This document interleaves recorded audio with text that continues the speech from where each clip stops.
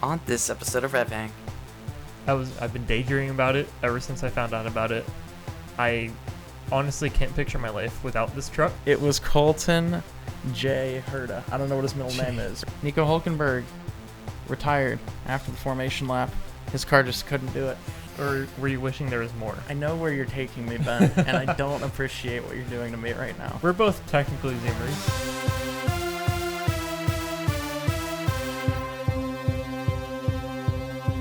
Hello, everybody, and welcome back to RevHang. I'm Nathan, and alongside me, as always, is my good friend and co-host, Ben. How are you doing, Ben? Just thinking about a cool truck. Thinking about a cool truck. We've been talking about a cool truck for a while now, and we will get to that. I've been daydreaming about this thing since I found out that it existed 24 hours ago. Yes. Yeah. We're going to talk about that truck at the end of the episode, for sure. But this is not a... Well, this could become a Craigslist Finds podcast. Not yet. Not yet. Ben's going to do everything in his power to make sure it becomes a Craigslist Finds podcast. But right now, it is a racing podcast. So let's dive right in with some paddock news first. First on the docket here, Will Power was actually dropped by Penske. It actually happened, Ben. Yeah. Actually happened. So he is no longer a Penske driver. He was pretty much immediately hired by Andretti. And, of course, that means that one of the Andretti drivers... Who could it have been? Was it Ericsson, who's been underperforming all the past 2 seasons he's been with Andretti? Of course not. No.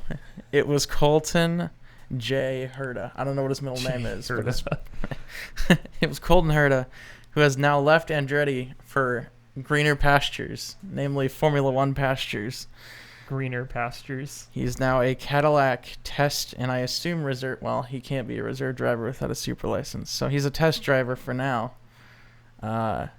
He just needs 6 more super license points to become eligible for a super license, which, after looking at the rules last week, is not going to be very difficult for him to achieve. He wouldn't even have to go into F2 to do it. No. Does that mean he's not going into F2? I don't know. We don't know. He might go into F2 still. He currently seems obsessed with trolling people on the internet when they ask him about it. Yeah. Colton Herta does seem like a memer, if anything. So, we don't know what the future holds for Colton Herta, but it does seem to be in Europe. And we will definitely keep you updated as news comes out on that. Speaking of Europe, the Monaco Grand Prix has been extended to 2035. So we get 10 more years in Monaco. On the date also?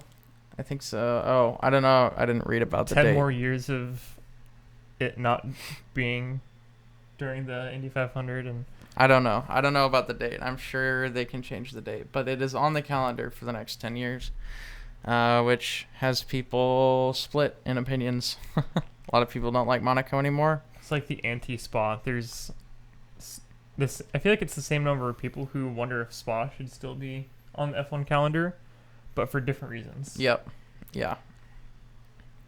Anyway, that is the paddock news for this week. Let's move right into the Italian Grand Prix. Feels weird that IndyCar's done. I know. All right, we're just going straight into Formula I miss One. It already. We're at that point in the season. So, qualifying top 10, to give you some context, we had Max Verstappen on pole position for the first time in a while, I think. Yeah, fastest average speed for a lap in F1 ever. Probably at Monza. Fastest average speed. Oh, you mean for a race? For qualifying. He said it during qualifying. For qualifying? I'm pretty sure he It must have been a Monza lap record. record. I think it was a Monza lap record. Yeah, because, maybe Austria's like a minute 4 per lap. Fastest average speed, though. Oh, average speed? Oh, that's probably what it was. Yeah. Yeah. I thought you meant Monza time-wise. was recently repaved. So. Yeah, so top speed. Okay, I see what you're saying now. Yeah. That makes more sense. And it would happen at Italy, if anywhere. So, Max Verstappen on pole, followed by Lando Norris in P2 and Oscar Piastri in P3. 4th and 5th were Leclerc and Hamilton. 6 through 10 were Russell, Antonelli, Bortoleto, Alonso, and Tsunoda. 11 through 15 were Behrman, Hülkenberg, Sainz, Albon, and Ocon. I know I said top 10, but at this point we're going to roll with it. 16 through 20 were Hajar, Stroll, Colapinto, and Gasly and Lawson. Lewis Hamilton qualified 5th, but started probably, 8th or something? I think he had a 3-place grid penalty. I wasn't even paying attention. It was 3 or 5. It was probably 3. 3-place grid penalty for the hamster. Moving into the race, Nico Hulkenberg retired after the formation lap. His car just couldn't do it. The space after Nico Hulkenberg retired after the formation lap.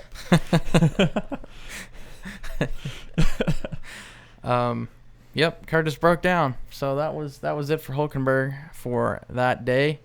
Max Verstappen maintained the lead from Lando Norris into turn 1, but went off track to do it, so he had to hand that place back on the next lap, on lap 2. Piastri passed Leclerc for P3 at turn 6 on lap 1. Leclerc got past Piastri into turn 3 on lap 2. Verstappen then passed Norris for the lead on lap 4 into turn 1. And then Piastri passed Leclerc again for P3 on lap 6. A lot of movement at the front at the beginning of the race, and that was about it. Yep. On lap 25, Fernando Alonso had a suspension failure, ending his race, and everybody was hoping for a safety car. That did not happen. None appeared. Alonso just slowly crawled his way back to the pits. On lap 41, Sainz and Behrman collided, and both cars spun out into turn 4, but were able to keep going. Everyone was praying for a safety car, and it did not happen. Did not happen. We got more Sainz radio gold, though. Yep. It's becoming a tradition at this point. Man is angry. Both McLarens went long on strategy. Piastri pit on lap 46, and Norris a lap later on lap 47. Norris's pit stop was really long. He had problems with the front left wheel, I believe, and not allowed Piastri to pass him.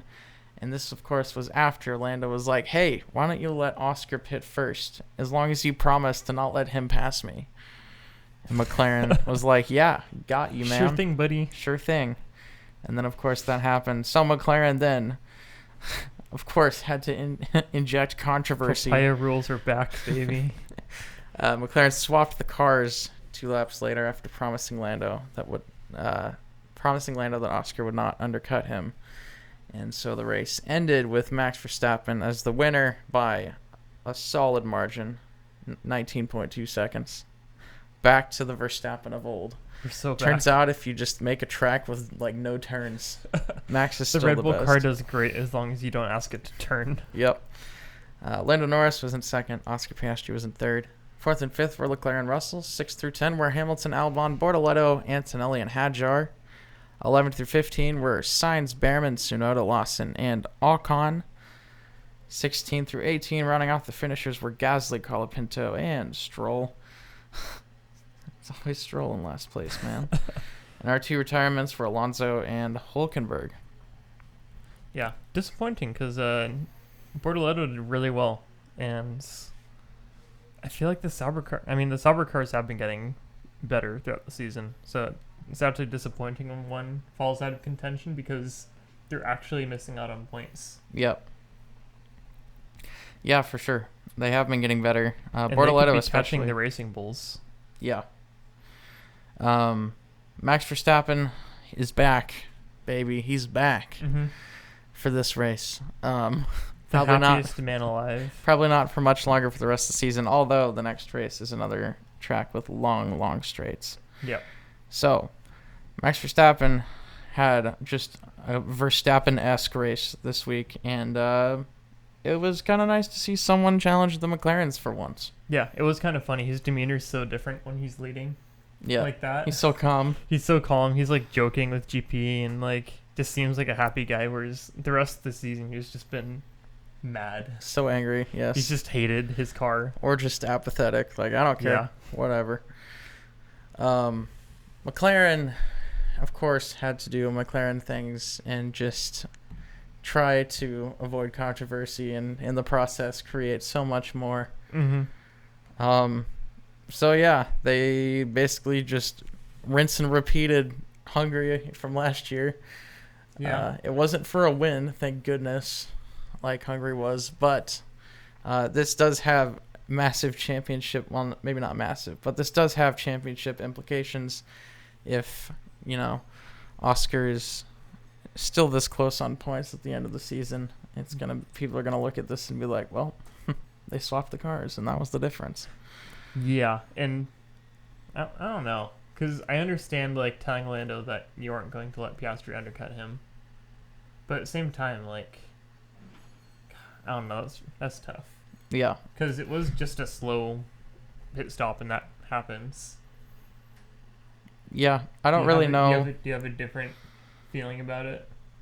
I understand why it was controversial, but I honestly would have done the same thing in McLaren's shoes there, I think.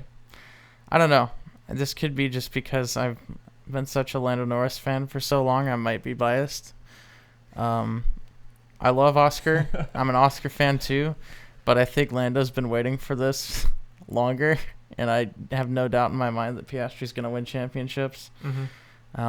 Whether it's with McLaren or another team down the stretch, because we don't know what's going to happen in 2026. Oscar's just so good. I just don't see him not winning a championship at some point in his career. Whereas Lando, with his history of not doing so well under pressure, I feel like this might be his best shot. So I do kind of want Lando to win this championship. I won't be upset if Oscar does. But I think they made the right call. I mean, you could call it payback for Hungary last year.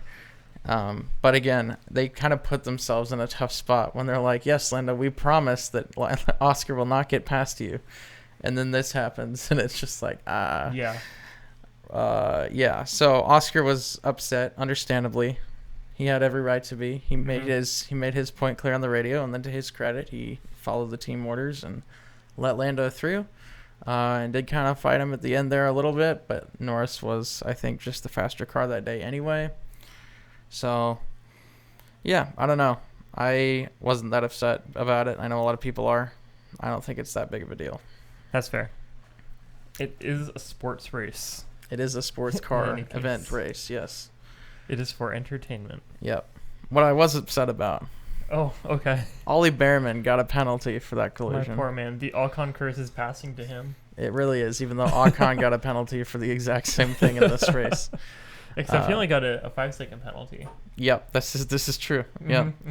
Probably because it was a lap 2 incident. This was lap something, 40 something, I think. Yeah. Once again, the stewards just, what in the world? It was Sainz last week, and it notably wasn't Sainz this week when it should have been. Payback. Yeah. Again, I think it was a racing incident, but no, they had to penalize somebody, so they gave it to Behrman, even though he did literally nothing wrong. Yeah. He was pretty much fully alongside Sainz, and Sainz decides he's going to turn. And if Behrman's there, Behrman's there. They both spun out. And since Sainz's front wheels were ahead, he owned the corner. And I just hate the way that they're calling these now, where whoever's wheels are in front has every right to the corner and doesn't need to leave space. And anybody else who's there, it's their fault what happens. It's ridiculous.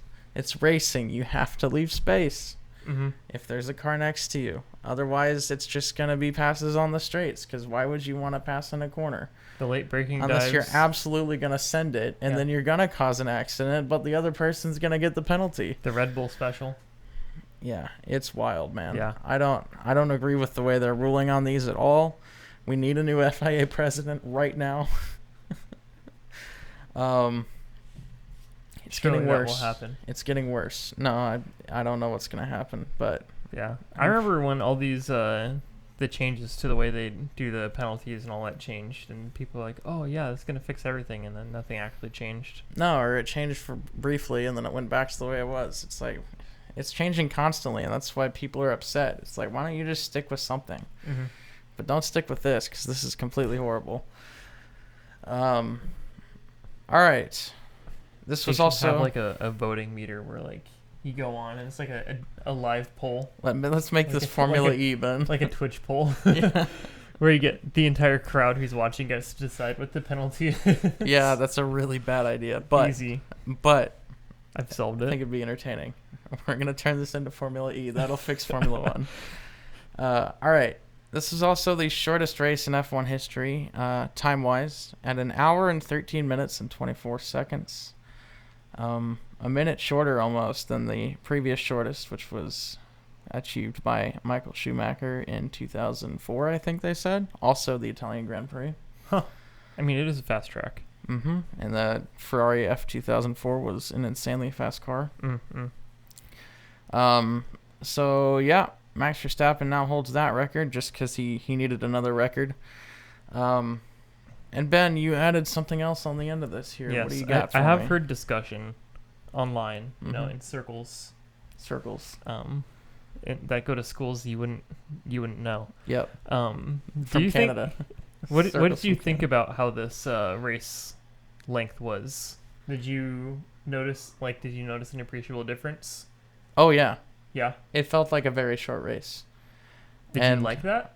Or were you wishing there was more? I know where you're taking me, Ben, and I don't appreciate what you're doing to me right now. We're both technically Zoomers. We can be honest with each other. Can we be honest with each other on the internet? I've known to partake in an Instagram reel or two. Yeah. Did I enjoy that it was shorter? Did you feel? And then I guess I have a follow-up question or an additional modifier to that. Did you feel that you had a greater attention to this race given it was shorter? The answer to that is no. No? Okay. I don't think the problem, because let me just read what you have written out Yes. Yep. here to explain the context of where this is coming from. Do you think F1 races need to be shorter? It's been brought up by people. Source, trust me, bro. Yeah. Okay. It was revealed to me on my walk. Yes. I enjoyed that the race was shorter, Mm-hmm. but I think the only reason I did was because this was the most boring race of the season so far. You thought this was the most boring race of the season. I thought this was up there. Did you watch Suzuka? This was up there. Did you think this was more boring Okay, than Suzuka? Listen, I forgot about Suzuka. That's how boring Suzuka was. This was not a great race. Yeah. The only thing that made it great was the controversies Yes. and Max Verstappen being in the lead, which was fun to watch at the beginning and fun to watch at the end. The end of the race was entertaining. The beginning of the race was entertaining. The middle was not. It is the Rogue One. Controversial statement, but this was the Rogue One of races. It was the Rogue One of I races. love Rogue One, but it fools you into thinking it's a much more exciting movie than it is because of the way that it starts and the way that the final act finishes. Everything in between that, I don't actually remember what happens. That's fair. Yeah. But I do remember really liking the movie and thinking it's more exciting than it is. Yep. The Monza race 2025. Getting back to the point you're Also making lots here. of controversy. I understand where they're coming from with the attention spans because they have a younger audience now, a more American audience. Our attention spans are shorter. Do not edit your sport to cater to the gnat-like attention spans of American Zoomers. My God. They should absolutely not shorten F1 races. No. Okay. Absolutely That's a not. good definitive answer. I like that. No. Absolutely not. An hour and a half is fine. IndyCar races are longer than F1 races. This is true. That And- being said, I don't watch as many IndyCar races all the way through as I do F1 races. I watch them all the way through, and I am more entertained when I watch IndyCar races, and I know. I have an easier time paying attention to IndyCar races. Yeah. This is a problem with F1 as a sport, not the length of the races. And they're talking about with making F1 races shorter, at making every weekend a sprint weekend. Absolutely not. No one likes the sprint. I don't care. I don't care if they get ratings. It doesn't mean people like them. It means people have to watch them to get the whole season. That's, you're getting me on a rant train here, Ben. F1 races do not need to be shorter. An hour and a half is fine. Most of them are about that long. I'd say on average they're an hour and a half, unless there's rain. And you can't tell me that a 2.5 hour rain race is not as exciting as an hour and a half long dry race. Most of the time, unless we're talking What Spa about Suzuka? 2021. Or Spa 2020. Yeah. Or Spa races in general. Suzuka wasn't that long though. Usually, if we're getting red Yeah. flags and changing conditions, that's when the races get exciting. We're talking like, you remember Silverstone this year? That was a great race. You don't remember Silverstone, but Silverstone Shit, was the do I best. remember It was the Silverstone? best race of the season. That was the one where Hulkenberg ended up on the podium Yeah, I because do remember everybody Silverstone. crashed Yeah. all the time. Actually, yes, I do. Yes. That was great. Yep. My main problem with Silverstone races is I always remember the 2024 Silverstone race. And Yeah. I'll always remember the 2024 Silverstone race. It was and a I good don't think one. I'll remember another Silverstone race because of that. Yeah. I remember the second one in 2020 when Hamilton finished on 3 wheels. That was another good one. because wheels were exploding or tires were exploding all over the place. Anyway, Oh yeah. let's move on to the championship standings. We'll just talk about first and second because nothing else matters. Oscar Piastri has 324. Lando Norris has 293. That is a separation of math. 31. 31. Yep. 31 points. Good job, Ben. I was Thank testing you. Yeah. In the constructors, McLaren has 617 and Ferrari in second place has 280. McLaren can mathematically win the championship next week in Azerbaijan with a 1-2. Probably not even that. Yeah. But if they get a 1-2, That assumes which is Ferrari is likely. at the top of their game. Yeah. It is right behind them, which, lol. Yeah, we'll see. So McLaren will most likely win the championship next week, and that's kind of crazy because there's still like 8 or 9 races left this year. God, there's so many races left this year. That's insane. Yeah. I mean, what do we got? Does Azerbaijan. IndyCar need more races, or does F1 need less, or both? Yes. IndyCar does need more races. I talked about that a little last week, I think. Yeah, you did. It just made me think about it even more. I'm going to RevHang.com to check the season calendar, which you can do too, which Goodness I gracious. haven't updated the landing page in a while. Look at that clean interface, though. Look at It's- all those easily accessible links. Yes. The Look at homepage great is The GUI is incredible. the homepage is not updated as frequently as the spreadsheets are, but the spreadsheets are all you really need. So we got Azerbaijan, Singapore, U.S., Mexico, Brazil, Vegas, Qatar, and not Saudi Arabia, Abu Dhabi. That's 8 races. 8 races left this year. That's crazy. IndyCar really does need a Mexico race. I think they're talking about it, yeah. Yeah. So, and same track, which I think will be a good IndyCar track That'd be too. cool. It'd be cool to, because we don't have any overlap right now, do we? We don't have any overlap between F1 and IndyCar tracks right now, do we? No. Because No, we even don't. race at COTA. They used to race at COTA, but they don't. They haven't in a few Why years. don't they race at COTA anymore? I don't know, but they haven't in a few years. Hmm. I just remember that. I think it was our first season doing this, where they raced at COTA, What? and the track limits became a big controversy because you could see them going so wide off the track at like the second to And last IndyCar corner. has the opposite of the rules from F1. Yeah, like whatever you want to do, man. That might be one of the reasons they stopped racing at COTA. NASCAR did the same thing. NASCAR still races at COTA, though, I believe. IndyCar should go back to COTA. That's what we're saying. That'd be sick. IndyCar should go back to COTA, and they should go to Mexico City. Yeah. Agreed. Imagine a Texas doubleheader month. Yeah. That'd be sick. They go back Followed to by Texas, Mexico? They go Yeah. back to the Texas Oval, and then they go to Austin, and then they go to Mexico. Yeah. And then they come up through they come up and do Long Beach, and then Laguna Seca, Sonoma, add Sonoma in there, And then Portland, and then Portland. and then back down to Milwaukee and Nashville. We got to do the Easy. sustainability IndyCar. Get on top of it. Just make a big circle. Hey, they're on renewable fuel by now. They are, yes. They're doing great. All right, pit stop championship. McLaren won this week with Oscar Piastri with a time of 1.91 seconds, a blistering pit stop pace. Followed by Leclerc, Hadjar, Hamilton, and Tsunoda. 6 through 10 were Verstappen, Lawson, Colapinto, Gasly, and Antonelli. Driver standings, nothing has changed, or at least nothing near the top. The midfield has a little bit. And then constructors, I think literally nothing has changed. Nice. Overtake of the week. I gave this one to Oscar Piastri for his overtake on Charles Leclerc on lap 1 at Monza, around the outside of the first Lesmo.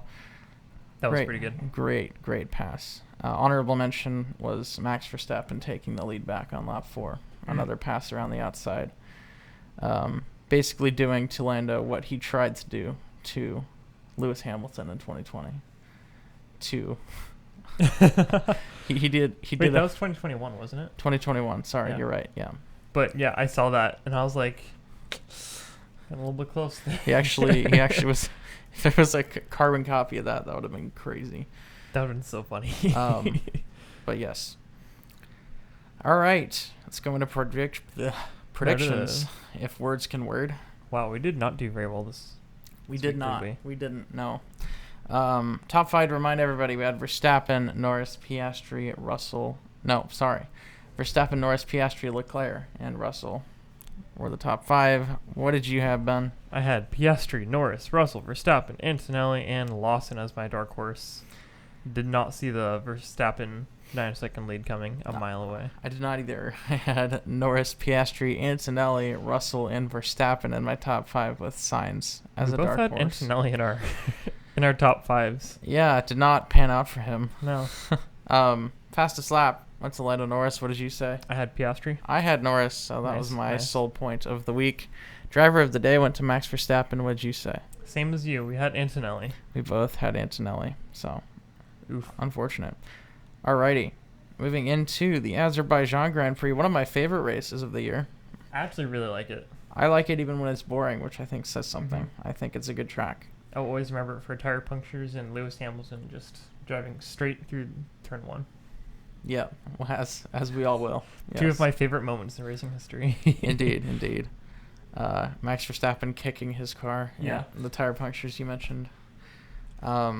Good year for tire Of course, punctures. Verstappen taking out Ricardo. Or no, it was the other way around. Ricardo took out Verstappen. Oh yeah, because Ricardo was in McLaren at that point. Nope, Wait, what? both Red Bulls in 2018. Ricardo crashed into Verstappen. Oh, I was Now thinking it's- 2021 still. Oh. The kicking. Yeah, yeah, you're right. Yep. Yep. Remember when Ricardo was a race car driver? No. Did you see the news that he's officially retired? I Race car driving? Or at least he says. I saw that he said that, and then I also saw that there was more news to come. Oh, okay. So I don't know, man. He might go to NASCAR. Race truck driving. There you He's go. moving to NASCAR truck. He's gonna series. buy that truck that you've been looking at. No. It's number 3 He's and everything stolen it already. for me. Yeah, Or from it's me. already got his number on it. All right, moving into Azerbaijan. Give me your top five, Ben. I've got Piastri, Norris, Verstappen, Leclerc, and Antonelli. Why not? And Hadjar is my dark horse. Okay, I've got Verstappen winning, followed by Piastri, Wow. Norris, Russell, and Hamilton, with Alonso as my dark horse. That's crazy. I'm only giving it to Verstappen because more straights. Yep. Lots of long True. straights. Not a lot of fast sweeping corners, which is where McLaren is very good. So, once again, I think if there is a race that Verstappen can win, it's this one. Fastest lap, what do you got, Ben? I've got Norris for this one. I have Verstappen, driver of the day. Charles Leclerc. I've got Lewis Hamilton. Couple Ferrari boys. Don't ask me why. Yeah, If they make it in the top 5, they're getting driver of the day. Easy. easy win. All right, Ben, do you have any words of wisdom for us Indeed, this I week? do. As we're moving into fall, unfortunately, it's true. It's time to face it. We are moving into fall. Yes. We're not backlit like crazy this I know, it's this so lovely nice. evening. It's so nice. You're welcome, editor. We planned that. It's time to remember to separate your waterproofs and water resistance from your regulars in a wash. And it's so worth it to get one of those. You don't have to get like the super chemical stuff, but they make like nice all natural waterproof stuff or waterproof detergent that you can add in. It doesn't destroy waterproofing, and it's so worth it to go into the rainy season and just put all your waterproofs and water resistance through the wash again. Because you haven't used them for a while probably, unless you live in like, what's the place where it rains a lot during the summer? The Midwest. Brazil.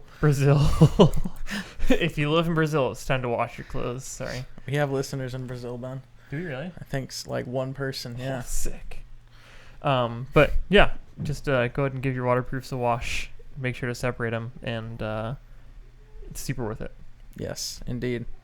Just throw some Zep in your washing machine. There you go. No, that was Ben that said that. A little not bit of me. silicone caulk. Yes. It'll distribute nice and evenly. There we go. Oil and water mix. Remember that, kids. Mm-hmm. All right, Ben.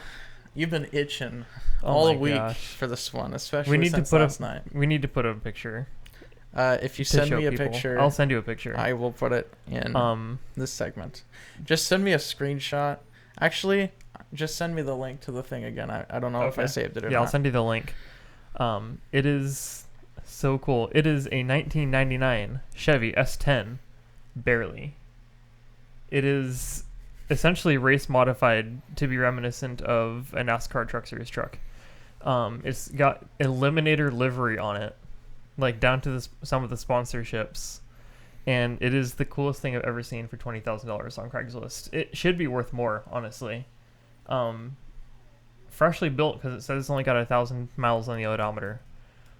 It's got a built Summit 400 V8, brand new drive shaft. It's got an NV3500 5-speed manual. It's got tubed upper control arms. It's got a fuel cell, so if you want to go racing, it has a fuel cell and a roll cage and a fire extinguisher in the cab. So like, you're It's set race to ready. go. It's race ready for like SCCA series and all that, which is crazy to me. Other noticeable things: it's got a limited slip diff, full buckets with 5-point harnesses. What else am I missing? Did you say detachable steering wheel already? Oh yeah, it's got the quick detached steering wheel, polycarbonate rear window, battery cutoff. relocated to the bed with a cutoff switch, like an actual like integrated cutoff switch, and it's street legal. Yep. It is still street legal. However, you could take this thing to Grass Valley tomorrow. Yeah. And if you have your comp license, you could be wheel-to-wheel racing that thing, which is insane. Within a day. Yeah. It's 20,000, but that includes free shipping to the contiguous United States. Yep. And if you pick it up yourself in Sandy, Oregon, he'll take $1,000 off the price. Don't do it, Ben. You can't afford it. This is what IRAs are made for, right? Yeah. This is where your retirement savings take should out go when another you're loan. 26 years old. This is how I make it big. This is how I get into racing. There you go. But yeah, this is genuinely something I was so excited to see, and I've been daydreaming about it ever since I found out about it. I honestly can't picture my life without this truck. I have a hard time not thinking about like owning this truck, and it's really dangerous. And Can't yeah, picture I my pity my poor wife who has to listen to me talk about this truck for the next week until somebody inevitably buys it. Yeah, because it's a steal. Yeah, it is genuinely, in my opinion, For as somebody who $20,000? went to college and built race cars in college, this is genuinely like one of the best priced. Like, this is such a steal if you wanted to get into racing. Like you might Maybe just, it's a bit much to chew off for beginners. Like, yeah. if you haven't been in a race car or driven spiritedly before, maybe a 400 cubic inch with a limited V8. slip rear in a truck with no weight over the rear end, maybe a bit much. Maybe. Not for me to make the decision for you, though. Also, street legal in Oregon is easier to achieve than in most states. Yeah, so if no you cross the DEQ border, testing. your emissions, I guarantee you, are not Register gonna that baby pass. in Lane County, you're good to go. Exactly. Alrighty. Well, that rounds off the episode for this week. Thank you, everybody, so much for watching and or listening. If you enjoyed it, leave a like or rating on the platform you listened on. Subscribe or follow if you'd like to see more. If you want to see updated standings for IndyCar, which is now over, or Formula One, check out our website, RevHang.com. If you have a question about racing or about us, hit us up on DMs or on any socials, and we may feature your question in the next show. You can follow Ben on Instagram at BenjiMeetsWorld and myself at 2N_squared. You can follow the RevHang page on Instagram, TikTok, YouTube, anywhere at RevHang Media. We'll be back in 2 weeks to talk about the Formula One Azerbaijan Grand Prix in Baku. But until then, I've been Nathan. And I'm Ben. Thanks for hanging out. See you later.